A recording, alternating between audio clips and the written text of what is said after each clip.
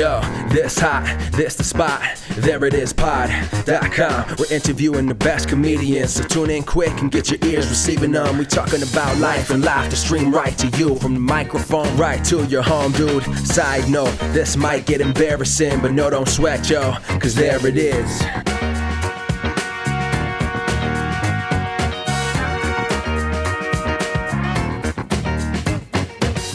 Welcome to the There It Is podcast, a comedy podcast to help you find your inspiration.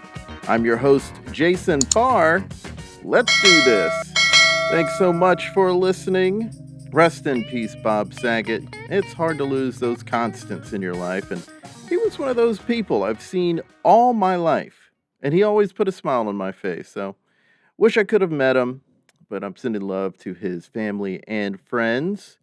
A show of thanks to previous guest Xavier Padine. Yesterday, he texted me that he wanted to donate to the podcast to support it. He was saying, hey, how can I do that? Which I thought was nice. I thought he was doing it because it was my birthday yesterday, which today is my dad's birthday. So happy birthday, Dad. But Xav didn't know that. He realized later that it was my birthday. He just wanted to support because he was reading the newsletter and said he always looks forward to reading it on Mondays and just wanted to support. And I really appreciated that. The fact that it happened on my birthday was extra nice. He's a great dude. Listen to his episodes in the feed. They're episodes 117 and 235. And if you want to support the podcast and newsletter, go to thereitispod.com and click on the support tab. There are two ways to donate. A free way to support us is to subscribe to our YouTube, our newsletter, and wherever you're listening to this podcast. Also, leave a review that helps people find us. Recently, a girlfriend of the show and I, Justina, were watching the Book of Boba Fett, and I saw previous guest Dave Pasquesi on. He was great. He was so good. Oh, that guy. As Stephen Colbert said, I still just want to be like Dave Pasquesi. And here I am trying to be like Dave Pasquesi and Stephen Colbert. They're both comedy heroes of mine, but I should be trying to be me instead of anyone else. Even if they are brilliant, why wouldn't I be trying to be me? Is it a lack of confidence? Performers can easily slip into wanting to be like someone who inspired us because we doubt ourselves. But the best way to be a great performer is to find our own truth, and that takes believing in ourselves. It takes confidence. Today's episode is with confidence coach Patrycja Skurzak. She is wonderful, so charming. I thoroughly enjoyed talking to her, and she gave a lot of insight into what confidence really is and what it takes to have it. It was such an inspiring conversation, and I think you'll get a lot out of it. Here's my chat with Patrycja Skurzak. Actually, I want to show you what's here. Do you recognize this? Oh, the Flatiron Building. Very cool. It's like an old picture of New York Very, from like back in the yeah. 60s or something. Yeah, and that Yeah. building's still, that cool looking building's still there. Yeah, it's still there. I believe so. Yeah. Yeah. Wow. Anyway, a little bit of an element of New York. There you go, just behind I have me. I have no element of London behind me. There's Oh, a Conan, a Snoopy. That's not London. Bob Ross, Prince. Not those things aren't London. I'm sorry. no, we can make it London if we like, use our creativity. But no, nothing typical of London behind you, no. So you're from Poland, but how long have you been in London? Well, it's been 14 years now in Wow. London. Yeah. So I got there quite some time ago, just after my A levels equivalent in Poland. And by the way, Jason, I went there just for 1 year. That was my initial plan. I'm gonna be there only 1 year. There's no way I'm gonna stay longer in that crazy big city, coming Yeah. from a small town as well in Poland. And believe me, it was a struggle. But after a year of living in London and like exploring the city, getting to know the city, I was like, will I ever leave this place? It's like it turned to be 14 years now. So yeah, Wow. crazy. Fantastic though. It's great. I have a love and hate affair with that city. As I said, I'm a country girl, I would say, because I do come from a very small town. My father was, his family was farming family, Mm. so I do come from a very natural kind of like environment and connected to nature, slow pace, and that's in my blood. So when I went to London, it felt like I'm literally entering a completely different space, like a different world. And Oh, wow. it yeah, and so it was quite challenging at the beginning. It actually links with my story of becoming a confidence coach in general, but it really was about sort of adjusting myself in the new environment that was Mm. completely different for me. Yeah. Yeah, I'm interested to hear how that how it did start for you then becoming a confidence coach. So what was the plan that first year? Were you thinking about going into that line of work? No, absolutely not. Absolutely. Oh, So if I was to ever describe myself at that age, and I was about 17, I was just about to turn maybe 18. I honestly was the most lost teenage girl ever found on on this earth. I was so lost. I didn't know what I wanted. I didn't know who I was.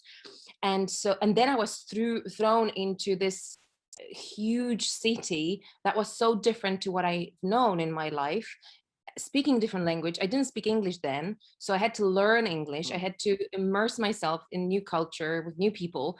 And that's when my self-discovery started. And that's when I kind of started breaking my limiting beliefs about who I was in terms of, especially in terms of capability.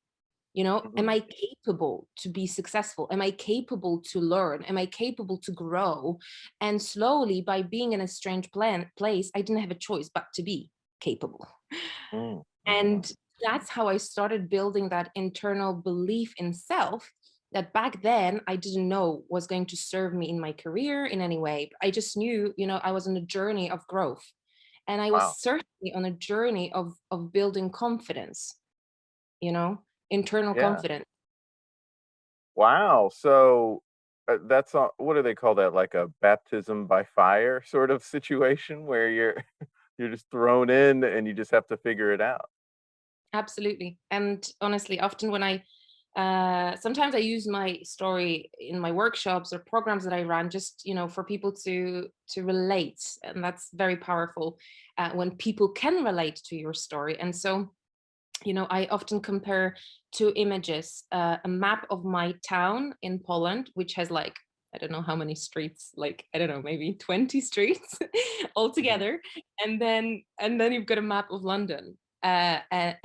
And I compare this to, and I remember my first year in London, I was so lost that I couldn't use underground because I was too confused by the map of the underground. It was way too complex for me. Oh, wow.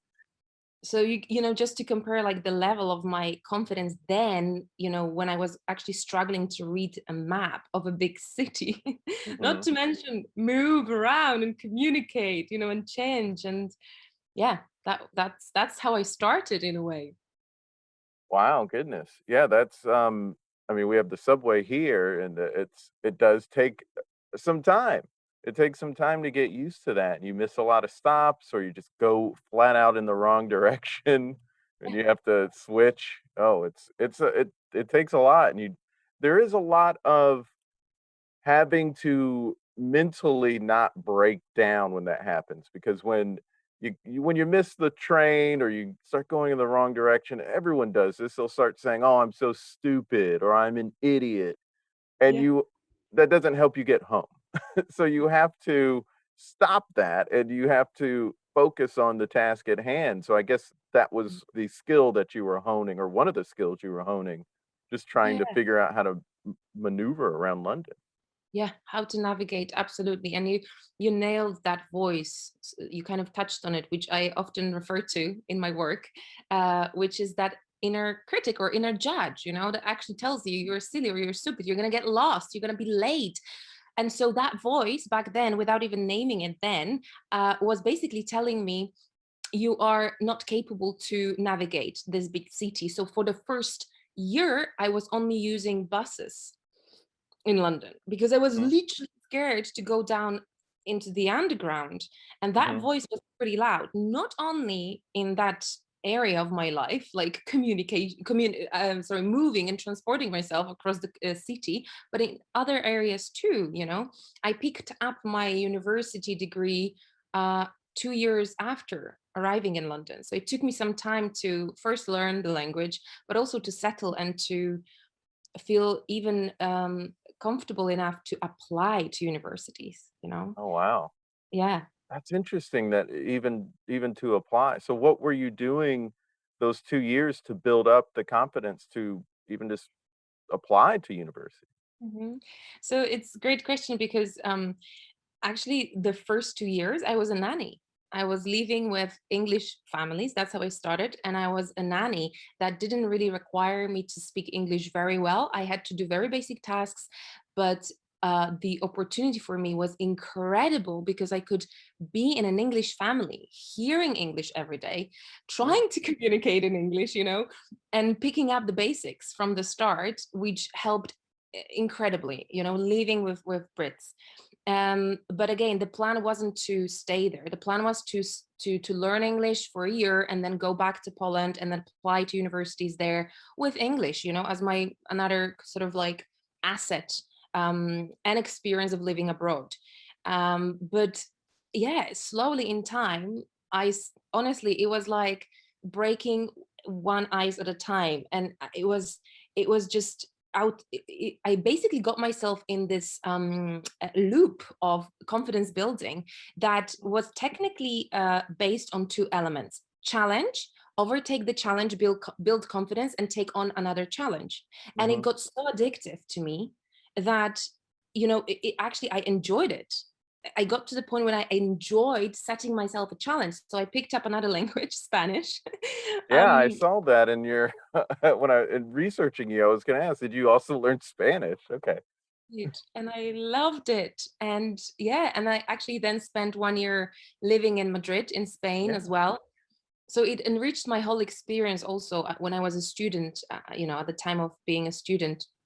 But definitely for me, the story was to um, throw myself into the waters. And by the way, I have to admit, it wasn't just my decision. It was actually my brother who pushed me to do that.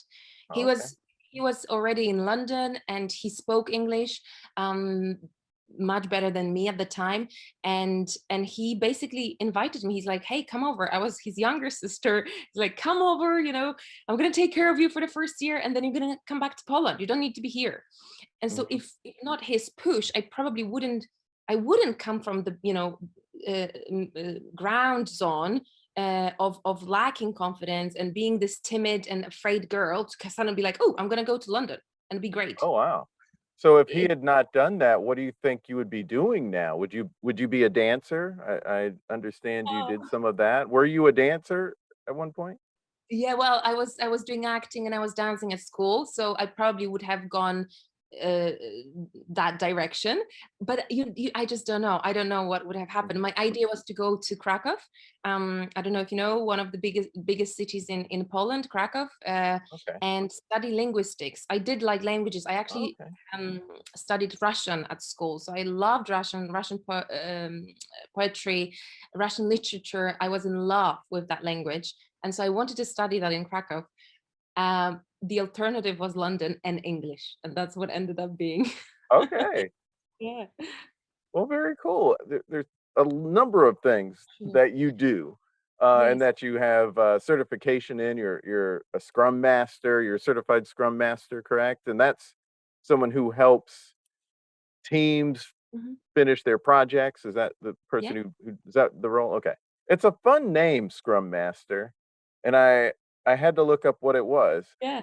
Yeah. Specific, actually, project management skill of a Scrum Master to facilitate project development, project growth, and project release or product release in the end. So beautiful skills Ah, specifically used in tech startups, and generally, yeah, techie environments. Much more business setup than personal. mhm. But what I love about my work and generally coaching or training is that there are so many different methodologies that speak to different people. And if they do speak to you and if they speak to me, I go to explore them and I Ah, okay. combine them in my work. And I never exclude or limit myself to specific tools or specific methodologies. I like to combine things. I like to provide diversity of approaches to my clients, and that comes from that kind of experience. But it also is based on my curiosity, which just kind of leads me to knock on different doors and see what's there. Right, right. And that is sort of maybe a beautiful synergy of things that you had been training to do up to the point that you got your certification, because you were also training to be a well, of course, confidence coach, but also a leadership coach. Is that also something that you have certification in? Yes, so not specific certification. I would say things like confidence coaching, career coaching, leadership Mhm. coaching are contexts within Okay. which a coach or a trainer can operate in. Of course, you can get more specific and actually do specific, leadership coaching or career coaching.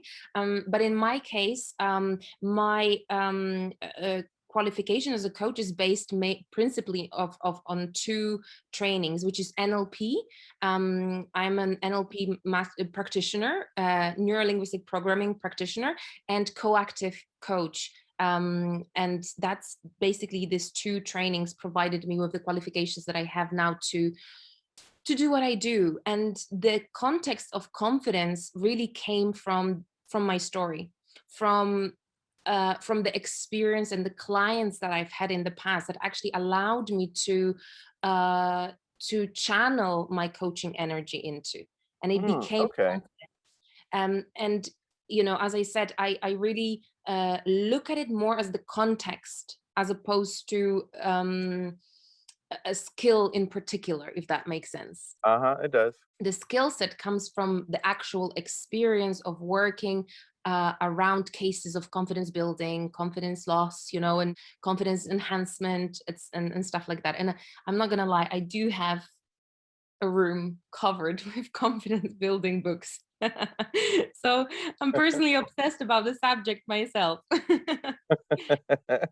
Well, that's, I imagine, pretty helpful in helping others that you are studying so much of it still and learning more trade secrets, so to speak, of how to build confidence. Well, that's a really cool sort of beginning for that. What I'm understanding is that in building your own confidence and also with the line of work you were doing, you then start sort of helping others and using confidence to do that. And that then led you to wanting to help others have that kind of confidence. Mm, absolutely. So, Jason, just to kind of like go back even to that story, my life pre career coaching or confidence coaching or leadership coaching was a story of self search. So, I Hmm. did university in London. I then went abroad to Spain. I traveled. I then went to do some volunteering projects in Peru.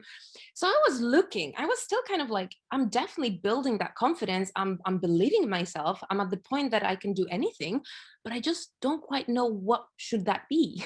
Hmm. And what happened, I started asking myself very simple questions.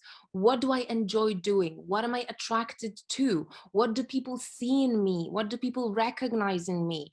And slowly I got myself into exploring the field of personal development and growth, and generally speaking and talking and working with people.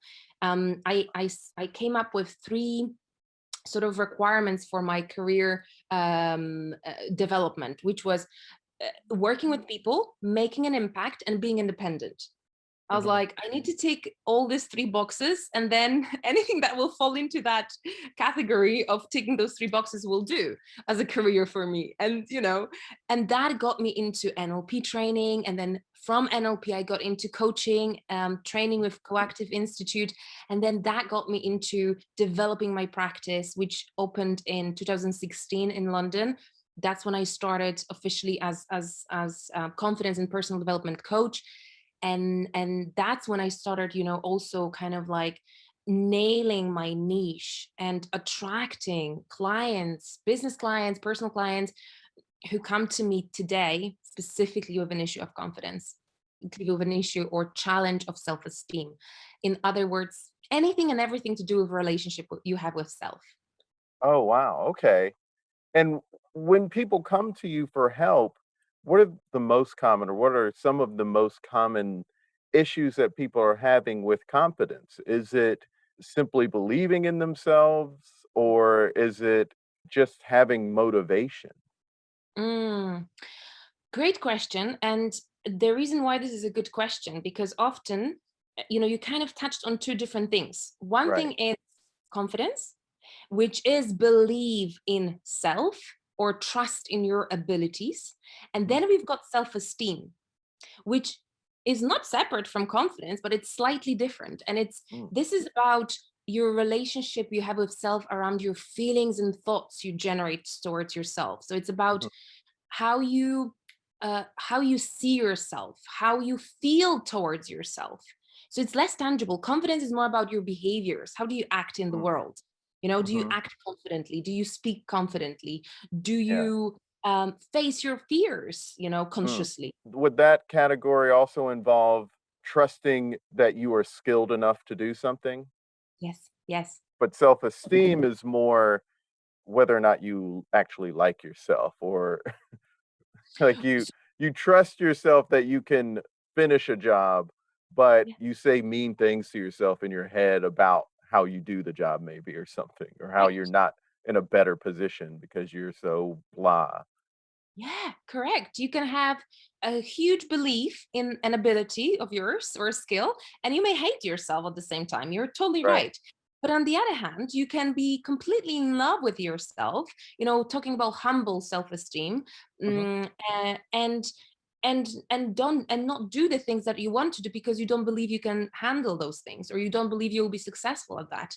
But you're still kind to yourself in your everyday life. Mhm.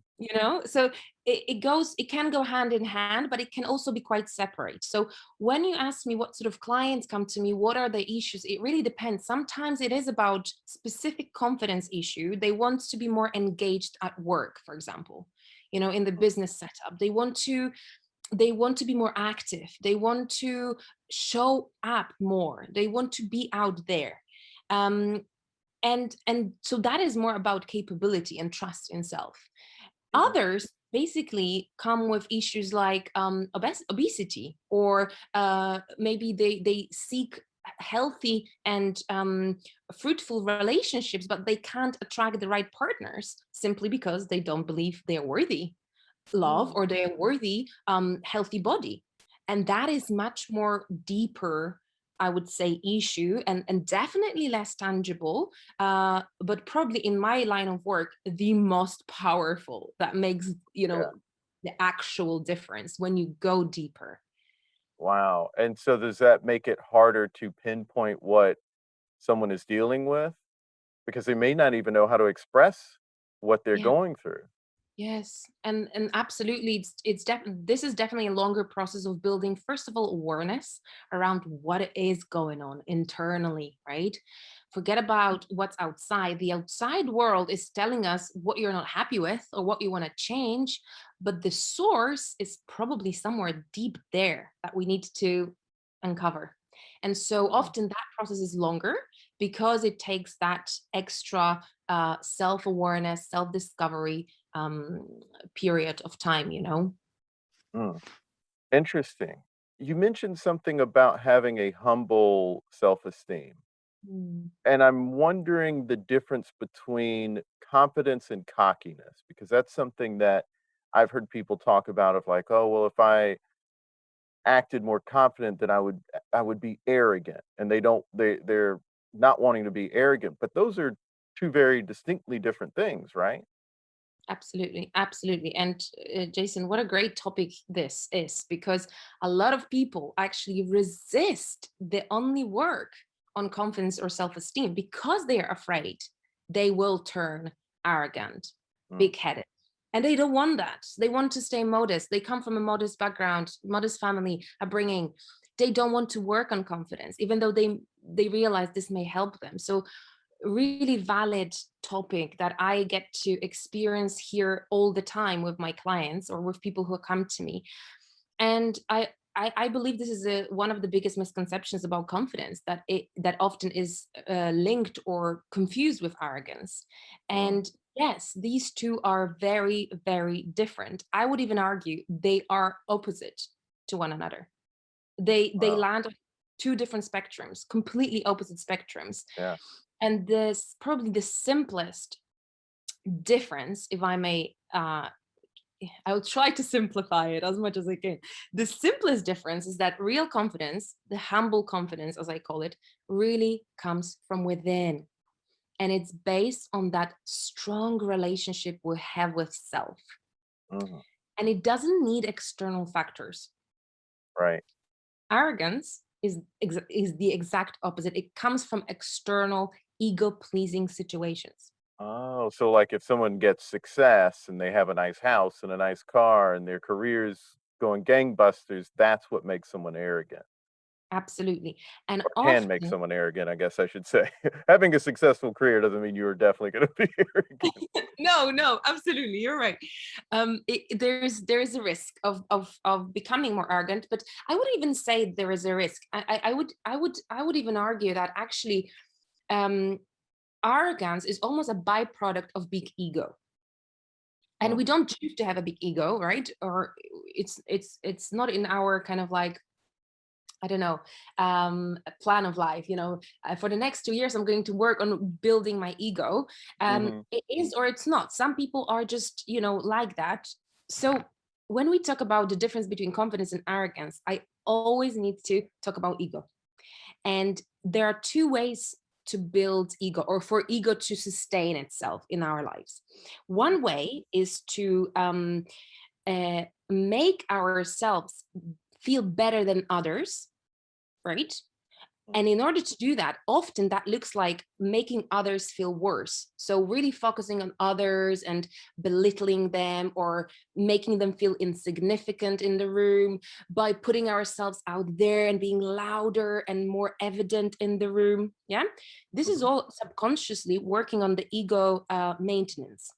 Mm. The other way to build ego is, if we don't do that, belittling others for us to feel better, we then aspire to get better in life. So we want to have loads of different certificates, loads of different achievements. We want to have that house, we want to have that car. We kind of like aspire for things in life that will make us feel amazing, successful, happy, better than others, right? So Mhm. that the Mhm. ego can grow. Um, and that's why I call it the ego pleasing situations or circumstances that really Mm. make arrogant people not necessarily confident, but I would even argue it's closer to self-obsession. It becomes Right. like obsession. That makes a lot of sense, and it's I guess where you get into those things like delusions of grandeur. That's more about how this person sees himself in the world, and they have a toxic way of being positive towards themselves, I guess, mentally. Absolutely. And in fact, I'm still kind of almost surprised that people don't see that difference, between arrogance and real humble confidence, because even energetically, we can sense those people in the room. And Mhm. and naturally, we are not attracted to those people because naturally it's all about them. It's not about you in the room. Whereas confident people are willing to listen to you, are also able to recognize you for your strengths and abilities instead of just all eyes on me, Mhm. approach. So there's always, for me at least, a very evident difference, when we look around and we see people who are truly confident and then are humble in their appearance, in their posture, even body language, the way they express themselves, and arrogant people who are just seeking to be praised and seeking to be seen, and Mm. will do anything to be recognized in the room. Oh, wow. Okay. I This is so edifying, and I could talk to you for hours, and I'll try not to, because I want to honor Yeah, your time.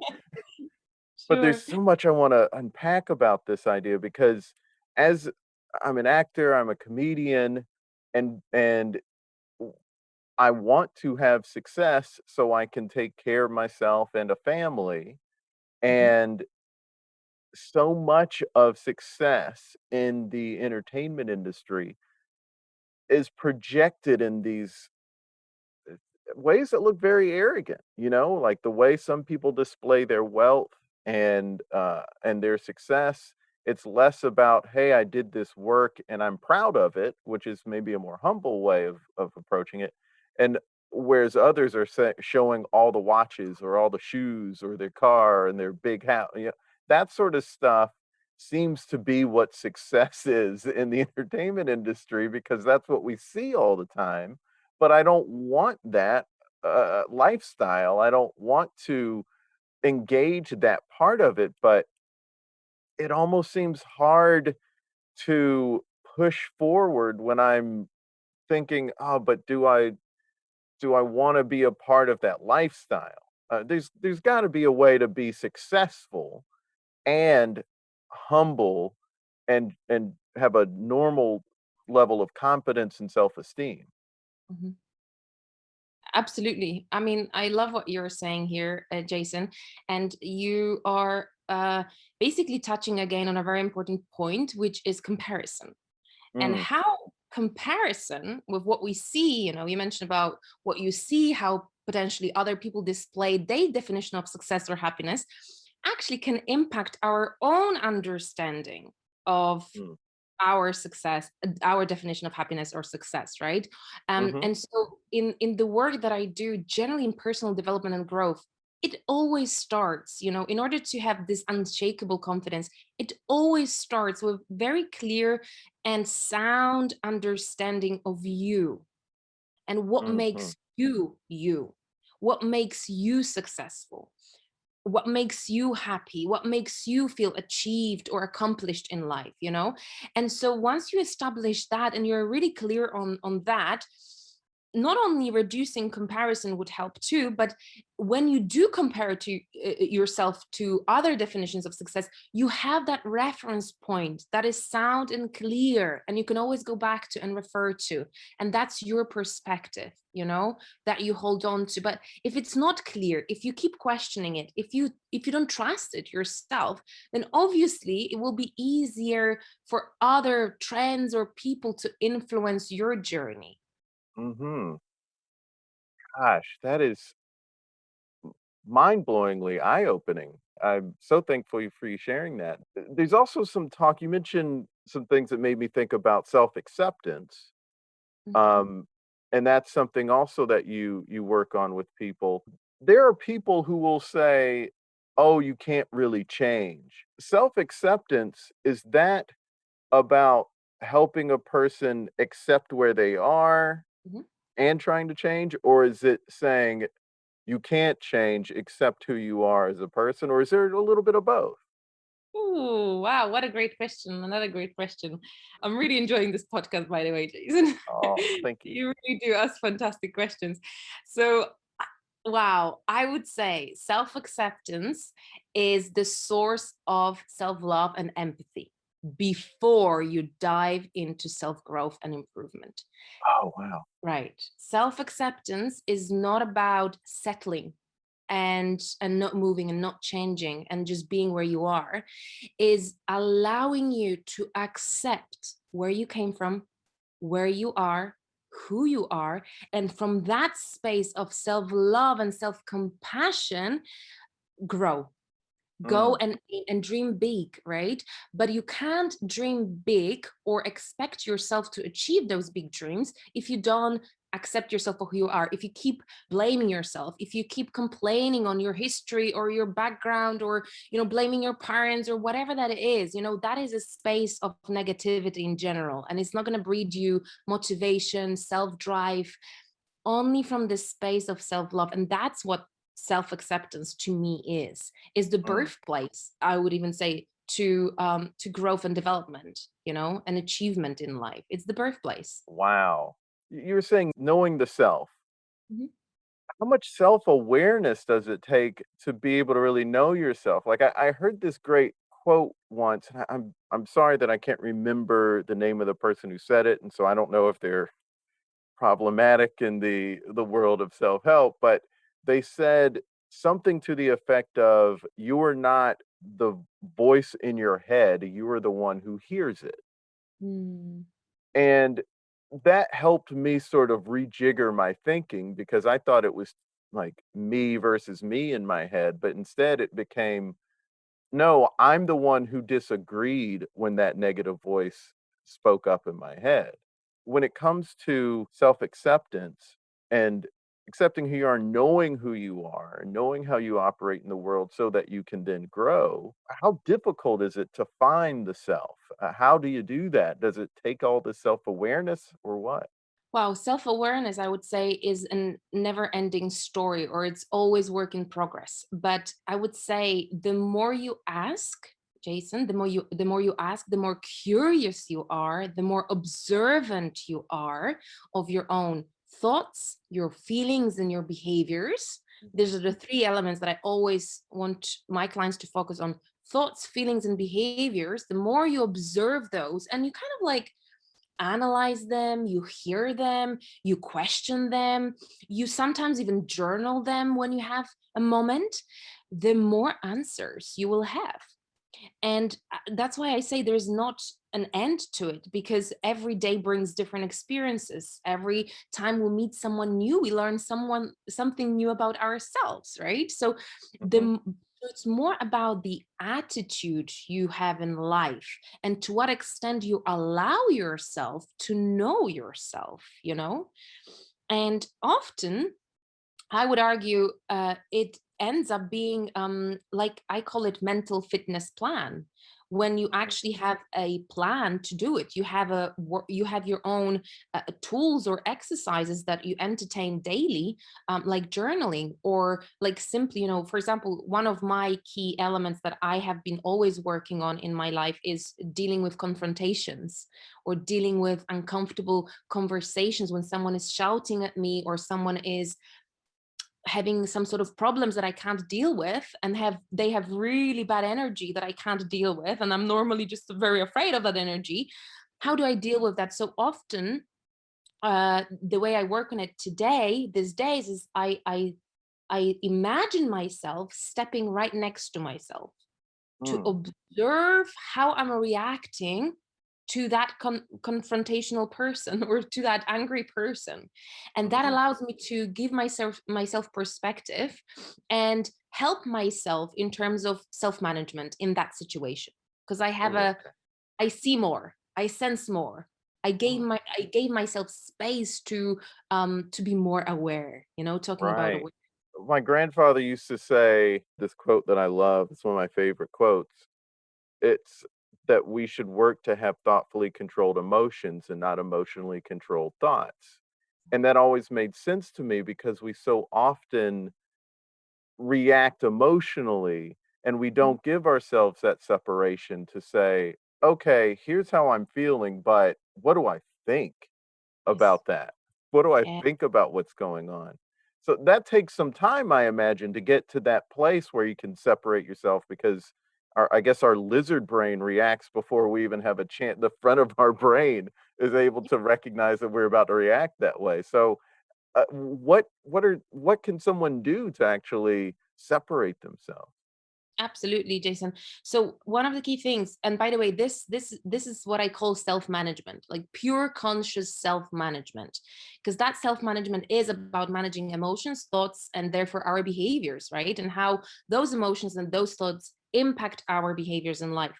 One of the things we can do, literally starting from today, to practice the self-command muscle is meditation and mindfulness, Mm, mindful living, and meditation. Even practicing meditation twice a day for 2 minutes, you are training your brain to listen to your command, mhm, right? So you command your brain to listen to your breath, or you command your brain to pay attention to your heartbeat, or you command your brain to pay attention to the feelings that you're experiencing in terms of temperature, maybe, right? In mhm. the room, or the sounds. And this is just a simple practice to train your brain to listen to your command. That is very Okay. accessible, right? Because anything that is anything to do with our senses, is accessible to us at any point of the day.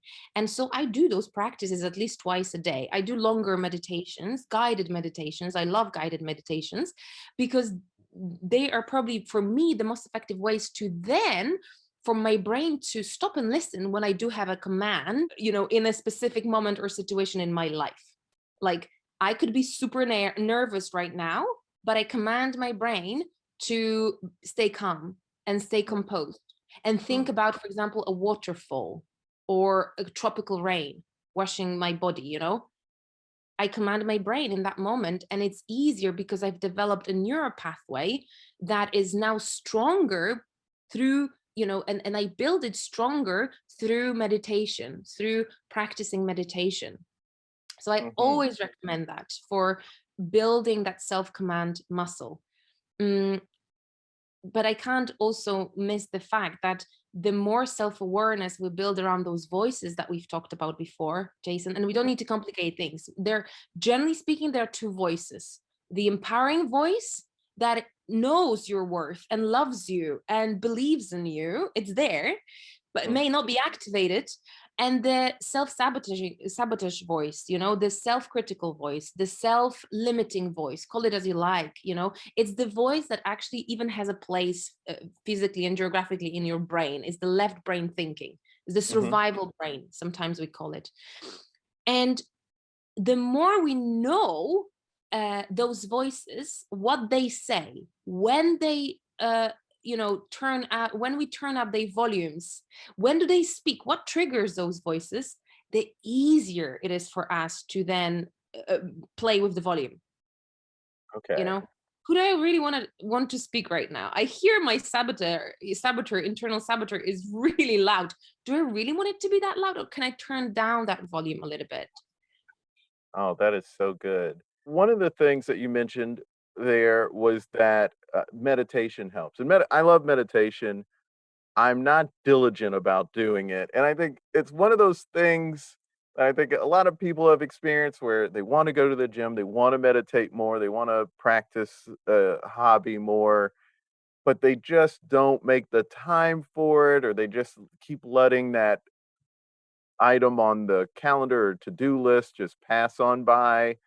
And I'll put alerts or reminders on my phone, and I'll still just, like, ignore it. What is it people can do to actually sit down and just do the 2 minutes a day? That's not, a couple few minutes a day is all you're asking with meditation. It doesn't have to be this hour long. It doesn't have to be half an hour of your day. It could be 2 times for 5 minutes, a day. So 10 minutes of your day. It's nothing, it's a fraction. But yet we still avoid doing these things and then beat ourselves up when we realize so much time has passed and we haven't done it. So is that a confidence or a self-esteem issue, or is that something else entirely? No, I would say it's definitely linked to confidence or self-esteem, or generally, what you believe you can do, how you Mm, believe you can motivate yourself to do things, and how worthy you are to actually do this meditation. Maybe at the bottom you don't think you're worthy the change, mm, so it definitely has a link one way or another. But I would say we're talking about habits building here, habits development. mm, And in order to, first of all, you said something really powerful there, that when we don't do it, it actually has the opposite result, because it impacts us negatively. We beat ourselves up for not doing mhm, it. mhm, So sometimes it's really wrong to set up unrealistic expectations or standards for ourselves, because it will uh, turn back on us and it will have worse impact on us. But I would say we're naturally hardwired to do the things that we're familiar with. And we are also hardwired to run away from things that are unfamiliar. So, first of all, you see, talking about acceptance, accept the fact that your brain will run away from habits that are unfamiliar. mhm, Accept it. mhm, It's normal. That's how the brain operates. It's not familiar. It's not going to do it. But in order to make it do it, you need to make it familiar for your brain, right? mhm, So So that's why we reduce the extent of the habit from 1 hour of meditation a day, or I need to do it for the next 4 months or half a year, reduce it. Maybe I'll just do it today. That's going to be my aim. I'm just going to do it today. And by the way, it's just going to be a minute. So the brain goes, oh my God, it's not too scary. It's kind of like maybe doable. You kind of want to tame your brain, because otherwise it's going to panic. So you want to make it smaller, small enough to be achieved and big enough to matter. Those are this is the success of building habits. Those steps need small enough to be achieved and big enough to matter. That's so nice to hear, because just last week I was talking about how I want to get back in the swing of working out, and it felt like such a daunting thing that I told myself, why don't you just commit to doing it a couple of days a week or 3 so it doesn't feel like this big commitment. So it doesn't feel like this drastic change in my day to day. And instead it's just I have Monday through Friday, I'll tell myself to just work out 3 times. And maybe on Friday I've only worked out twice. Instead of beating myself up, I could say, "Hey, I did it twice." And that motivation may make me do the workout on Saturday. And just like, hey, I didn't even tell myself I had to do it Saturday or Sunday. I was going to give those days off, but I feel good because I at least did it twice. I'll do it a third day. Like this, is that the sort of thinking you're talking about? Absolutely. And you see what happens then, you actually build that motivation for future events. So then your brain actually will automatically, naturally want you to do that thing, because it knows it feels good after you do it. And you don't even know when and how the change happened, and suddenly you have a new habit. But essentially, you're coming from a loving and accepting perspective towards yourself, right? Not high expectations. I'm gonna beat myself up if I'm not gonna do it. I'm never doing it, etc. So it's really the approach. It's really the attitude you set up for yourself. And in fact, sometimes when I build habits, Jason, similarly to you, sometimes I basically only say to myself, I'm going to simply celebrate myself when I do it. I'm not going to set it in the calendar. When I do it, I will do it. When I feel it, I will do it. But when I do it, I'm going to celebrate the fact that I did it. Oh, wow. Like my brain, my, sage voice, or the positive voice, the empowering voice goes, go, Patty, you go and do it. It's going to be great. It's going to feel great.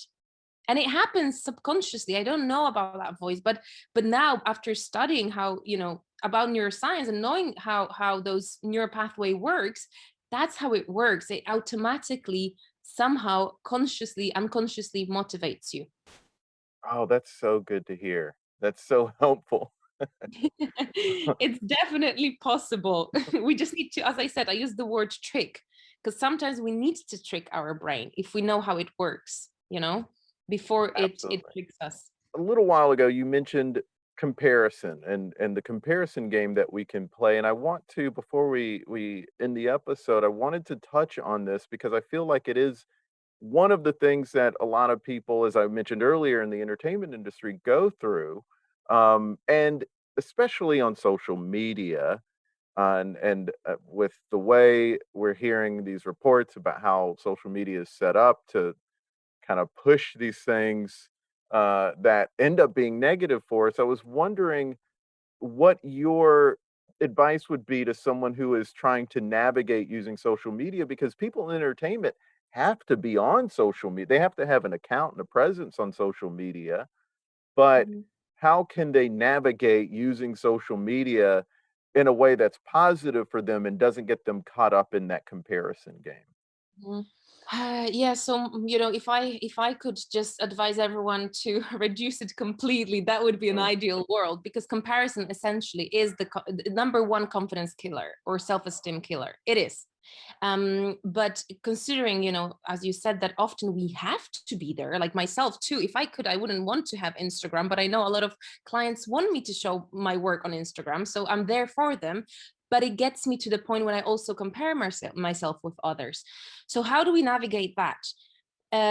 Again, we going back to self-awareness. We, as social media people, or people with presence, people who will be exposed somehow on social media, we do there is that risk for us to be compared. So knowing that that challenge is there, it can come, that voice can appear. We have to prepare ourselves. How do we manage that voice when it does appear? So often the voice goes, ooh, this is such a great work, I would never do it the same way. Or this person had accelerated so fast, I haven't done it, and we started at the same time, so what's wrong with me? Or their work is so much better, like I feel my work is not good enough. Like you can hear these voices within your head.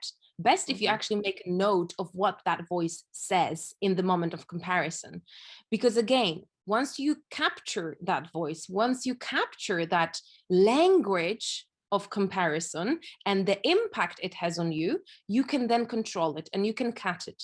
So often, when that voice of mine, and we all have it, so it's not like, some people don't have it, some people do, we all have it, right? It just happens, it's in our head. When it happens to me, I immediately talk to that voice and I say, okay, but do you remember me 10 years ago? And do you see me now? And do you also remember that we all come from a different perspective in lives and we all have different stories? And I have a conversation with the voice. And often the voice really shuts up in that moment. But I need to start that conversation. The worst thing we can do in that moment is to let it just talk and overtake, because Right. where will that take us? It will take us to the space of not being good enough. And that is the worst place for anyone.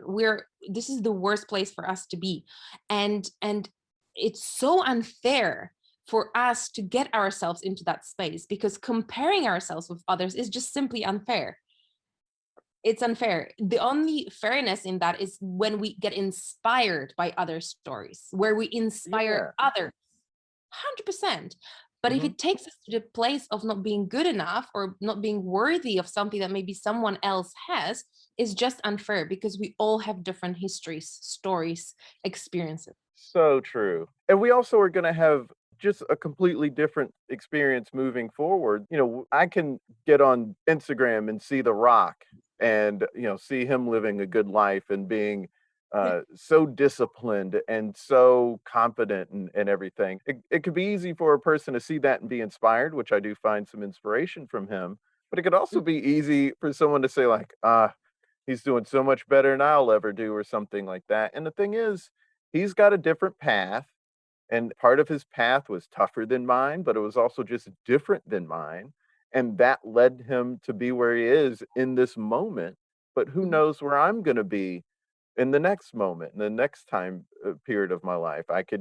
Who knows? Who knows? I could like where I go better than where I see he's at, like who knows? So you cannot play that comparison game, because a person is where they are because of their past that you don't have, and that's not a bad thing, and that's just the way it is, and there's nothing necessarily wrong with that, because you don't know where you're going. Absolutely, absolutely. I couldn't agree more. And it's important also for all of us to realize that we can, when we talk about it like that in this environment, it makes sense, right? What we say, like we agree to this, it makes sense to all of us. It's logical. It doesn't so much when we're in the moment. And the reason why is because we don't give ourselves that space to be more realistic, to give ourselves the perspective on the moment. That's why that self-management in the moment is so important, to ask yourself the right questions. What am I asking myself now? What am I saying to myself now?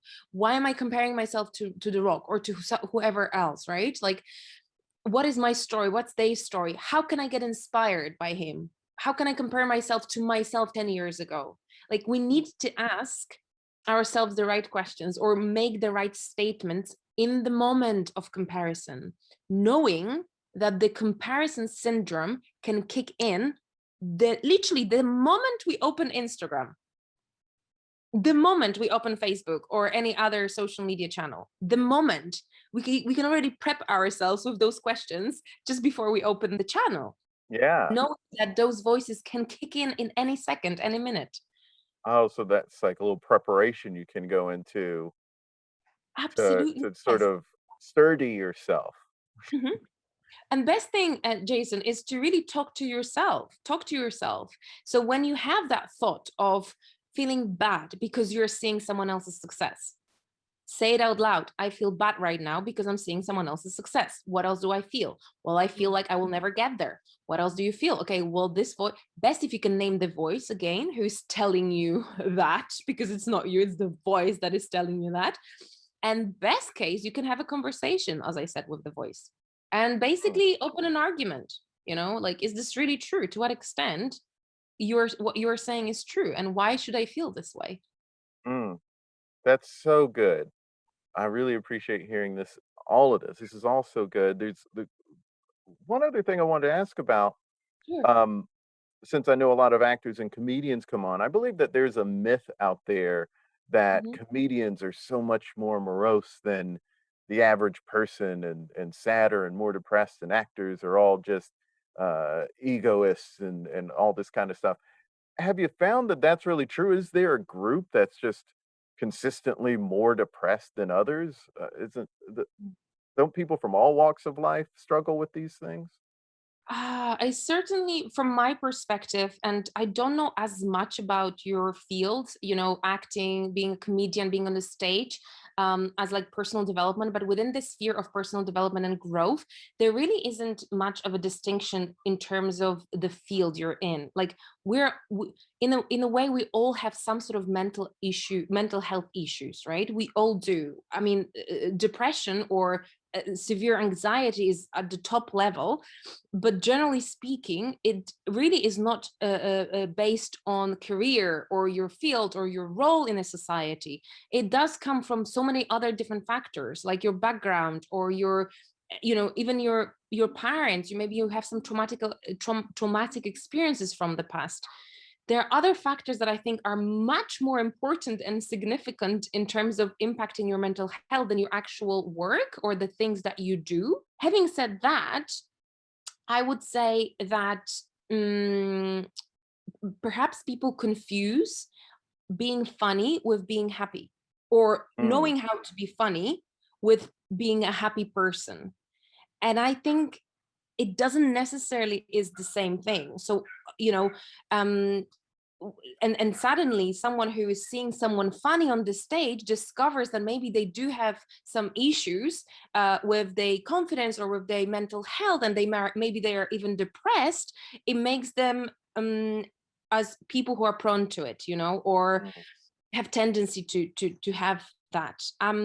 So I would not make such generic statements like, comedians are more prone to be depressed, or they suffer from mental health issues. I would probably question case by case, if anything, and I would look into their history, their background, they are bringing, and also what is their mental fitness plan. And I wouldn't be surprised if yes, a lot of maybe actors or people on the stage actually use this stage as they mental health maybe tool mm, to maybe hide what they are struggling with, and to counterbalance the attention they get, or the applause that they receive, or the way they people perceive them on the stage with actually what is happening behind the scenes. mm. 100% that could be the case. But then again, you have the same you could talk about the same thing with people, business, successful business people who are at the top of their companies, and they're super confident in front of the people, but actually at home they are struggling with their personal relationships. Okay, yeah, So case by case, I would say, situation here on my end. right. Yeah. Yeah, that makes sense. I appreciate you addressing that because that is something that I think comedians can get bogged down with all the time and start believing, even though it's not necessarily true. Wow. Wow.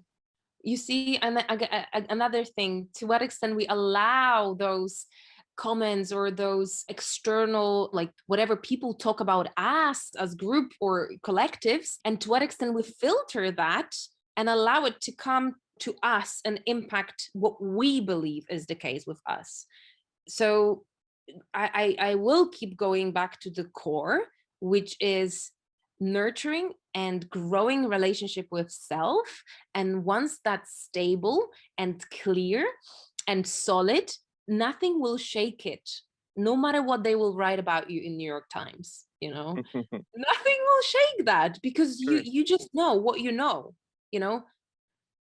Right. Well, I was reading recently about the different, I don't know if they use the word personalities, but they were, and I don't know the technical terms here, but they were basically saying for a celebrity, there are like three different versions of self almost. And there's the one that they believe they are like the what the mirror image represents. That's one way that they see themselves. And then there's the way they think they are in their head, and then also, oh, no, it wasn't the way that was the mirror image one is sort of the one they think they are in their head.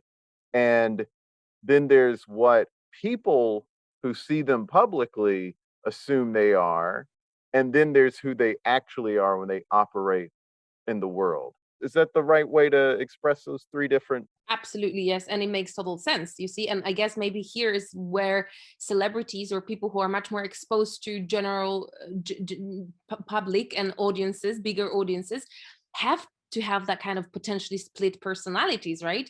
And it's Right, all to do with different expectations in different, like when you're at home with yourself, you are not expected to be the loud person, to be entertaining, to be funny. You're not. You're just being yourself, right? right, And if you feel sad, you don't need to be happy, right? Or if you feel happy, you don't need to be sad, whatever you need to act when there are expectations. But again, I would say, in order to manage those different personality splits, you have to be strong at the core. hmm, So when you are on this stage, you are consciously putting a hat on your head. And under this hat, this is who you are, but hmm, that doesn't take anything away from the core of you, you know? mm, And so you don't lose that authenticity. You don't lose that, yeah, literally who you truly are, because I can only imagine having three different ideas of who you may be can be right, confusing for the self. right. Yeah, And and a lot of actors have to deal with that. They're going on the Tonight Show. They're selling a product, and they are yeah, part of that product, and so they have to try to come off a certain way. And then they are also sort of having to grapple with how people are perceiving them, which they can't control how people perceive them. They can try to yes, try to persuade how people perceive yes. them, but they can't actually control how people receive them. And Mhm. then there's whatever self-esteem or confidence issues that they are also grappling with. That's a lot to deal with. Yes. And the more we are confused at the point, at the level of identity, the the more impacted our self-esteem will be, honestly. Because if we don't know who we are, if we question who we are, if we mistrust ourselves in different situations because we don't know which hat we're wearing at what point, then your brain is like, how can I trust yourself? How can I, like, I don't know who you are. Like, you need to figure it out. You need to tell me, give me the signal, and I will believe you. But if you're giving me so many different signals, then I don't know how to follow, how to make you strong. So that's why that core is even more important in those kind of, Right. professional careers and situations. Like, even more important to work on yourself, to work on your inner truth, inner growth. That's powerful stuff. That's a lot to consider, and maybe a good reason why people should start thinking about these things so they can just have a healthy perspective of themselves. Absolutely. As I said earlier, I could talk to you for hours, and it feels like we did because when we started this conversation, it looks like the sun was out there, but now it looks like it's nighttime. Getting dark, yes. Started in the morning, Jason. Yeah. But let's create something together. I was wondering what sort of first action steps someone could take in order to start preparing themselves for the journey that we've been discussing. They want to work on their self-esteem or their confidence. Obviously, they could go to you, but what are some things that people can do every day separate from seeing a professional? And again, see a professional if you need, but what are some good healthy steps that someone could take? Absolutely. And I honestly think today there are so many free resources out there that can help anyone around self-discovery. And I believe it's always the first step, Jason. No matter what you want to work on, confidence, self-esteem, career performance, building happy relationships in life, you need to learn who you are. So the more you know, the merrier, you know? And so I often start my coaching processes with clients with simple self-discovery tests, you know, and I can share with you some links, by the way, so you can share it with your audience as well. Some basic core online assessments that people can do just to kind of like, you know, start figuring out, oh, maybe this will tell you me something else about myself that I've never known before, or maybe it will just confirm what I know, or maybe it will make me question certain things that I took for granted before. But if anything, the very first step would be to invite people to step on the journey of self-search and self-discovery, even if they claim today that they know it all. We all think we know it all. There are certainly things that they, you know, people can still learn and discover. And I guess the other thing that we can literally start doing from today, from this point, is to observe our thoughts and start paying attention to our thoughts, especially those that are not serving us, thoughts that are not serving us, thoughts that are impacting our feelings and are bringing us down into dark places. Best thing we can do to observe our thoughts is to journal them, you know. Oh, I just felt a little bit anxious in that moment. What was the thought that made me feel anxious? Oh, I just felt like tomorrow I may be late for this appointment because of this situation at home. Okay, I'm just gonna write it down. I don't need to do anything about it. I'm just gonna write it down, so I become more aware of that thought next time, or I am actually seeing it now on a paper, so it becomes more tangible and it's not just some weird stuff going on in my head making me feel anxious, but I now know it's a thought and it's actually sitting on my paper. So definitely something that you mentioned yourself, you know, becoming aware and becoming an observant of your thoughts is hugely helpful. And I don't have clients who are not doing that, who work with me and who are not doing that. It's always part of our work, you know, for them to track and journal their thoughts.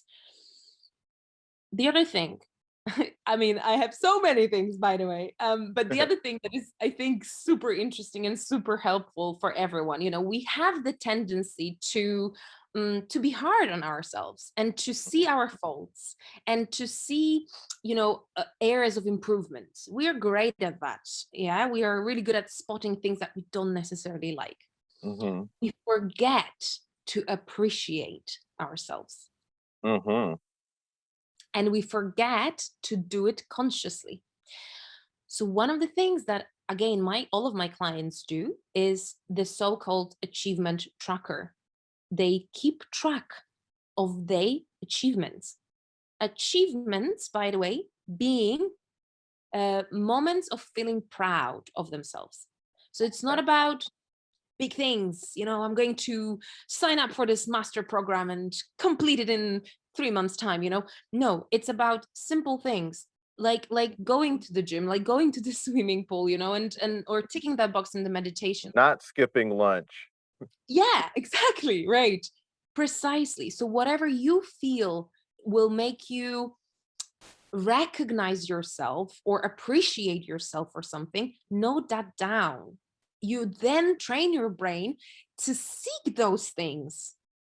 And so your brain will suddenly be like, wow, you're such a great person. Like there are so many cool things about you. How could you have missed that? Mm.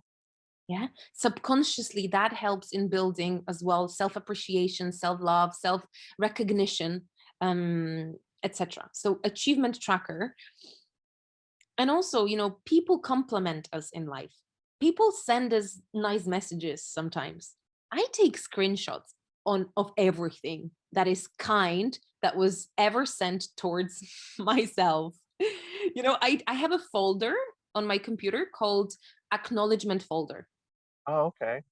And these are messages, emails, testimonials from my clients. Since I remember, I've been doing that, and I have this folder. And in the moment of self-doubt, literally, sometimes I only think of the folder and it disappears. But if it's strong enough, I dive in and I read those incredible comments and, compliments that I've received in the past. It's an automatic confidence booster, Mm, that's and good stuff. source of self-appreciation. So few technical things that people can start doing immediately. Oh gosh. There it is. My heart is so full after this conversation. Thank you so much, Patrycja. Oh, thank you. And how lovely you remembered the pronunciation of my name right at the end. Well done. That goes to your achievement tracker. You see, memory. Yes. Yes. Yes. Well done. I absolutely loved it, Jason. So thank you for inviting me. Honestly, it was a pleasure. That was wonderful. Find out more about Patrycja on her website, patrycjaskurzak.com. Follow her on Instagram at ps__coaching and look her up on LinkedIn. We have links to those in the bio along with the confidence workbook she mentioned. Follow us on Twitter, Facebook, and Instagram at There It Is Pod, and me on Twitter at JasonFarJokes and Instagram at JasonFarPics. And go to thereitispod.com for newsletter and support info, links in bio. Quick note on next week's episode, we will have to make a game time decision on if we can post it because Justina got us tickets to go to Paisley Park, and that's Saturday through Tuesday when we would be producing the episode.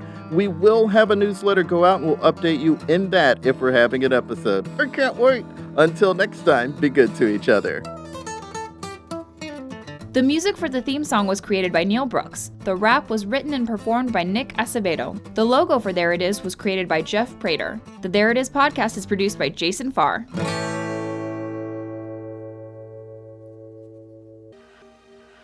I know exactly how you feel. And I know how much you girls miss your mother. Because I miss her too. Very much. But you still got me. DJ, we're still a family. And now is when we really need to stick together.